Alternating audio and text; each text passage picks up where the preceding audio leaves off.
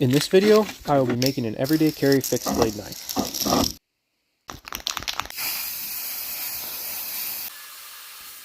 I've decided to make a laminate out of ebony and walnut for the handle. Since I can't plane these pieces as thin as they need to be, I'm using the table saw to match box them. These are some tricky cuts.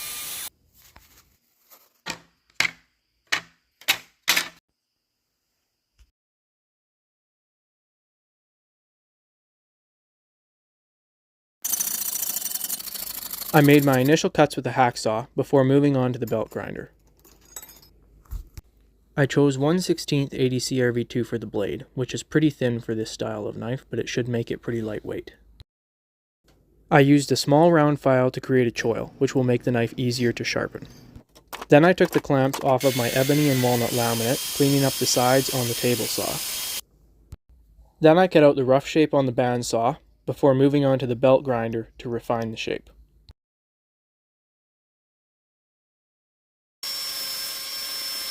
I'm trying to make this knife as lightweight as possible, so I drilled some holes in the tang and now I'm filing out a big slot. With that done, the blade is now ready to heat treat.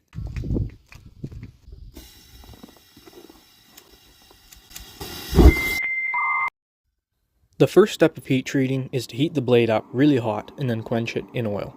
I'm using canola oil. I had to re-quench the blade because it didn't pass the file test the first time. That's why there are two different camera angles.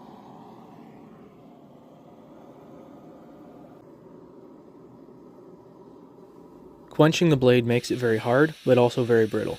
After the quench, the next step is to temper. Tempering is done by putting the blade in an oven and leaving it at a low heat for a couple of hours. This makes for a durable blade that won't chip or snap. After the tempering cycle is finished, the next step will be to grind in the bevels.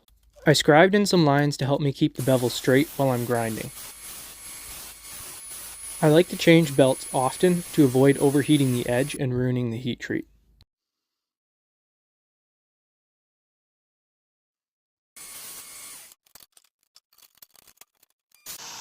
After finishing the bevels with the belt sander, I went to the disc sander to flatten everything out.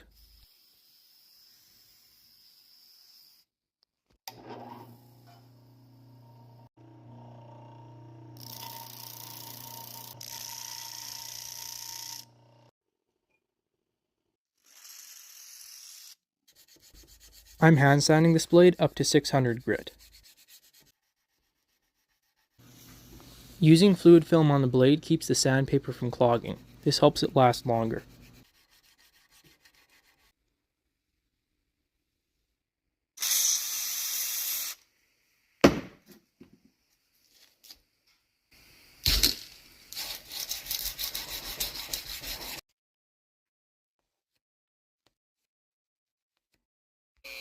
With the hand sanding done, I started hollowing out the inside of the grips with the Dremel. This is going to help make the knife even lighter.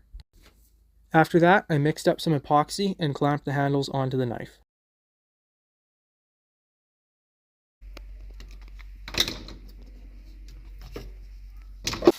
After removing the clamps from the handle, I ground off the ends of the pins. Then I ground the epoxy off of the sides.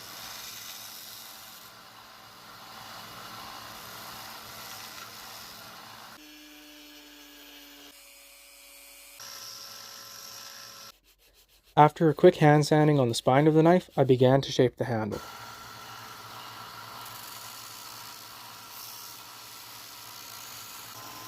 I'm able to use the slack part of the belt to make rounding easier.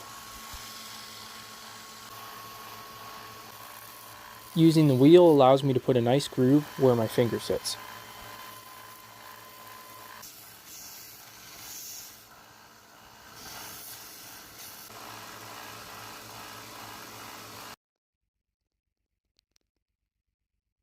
After profiling the handle, I sanded out the scratches from the belt grinder. The last step before oiling was to burn my initials into the wood.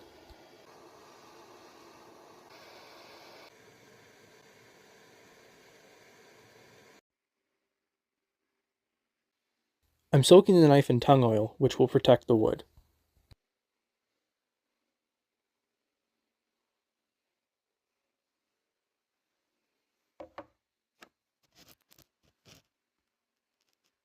Now I just have to wait a few days for the tongue oil to dry.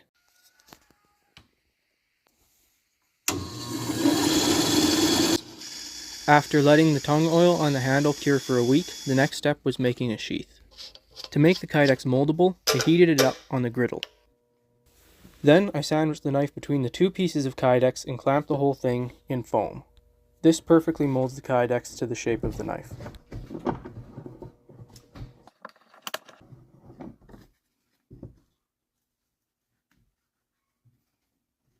With the pieces molded to perfectly fit the knife, the next step was drilling the holes for the rivets. Now we have the holes for the rivets drilled. I'm using this little tool that mushrooms out the rivets.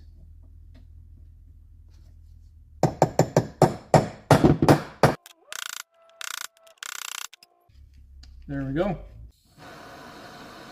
I heated up part of the sheath with the torch to make some final adjustments. After that, I ground everything to shape.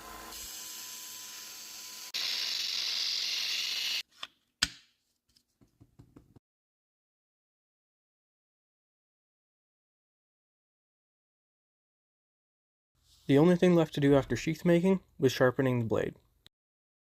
This is called DMT diapaste. It's a stropping compound that helps the knife get extra sharp. As you can see, this knife is whittling hairs.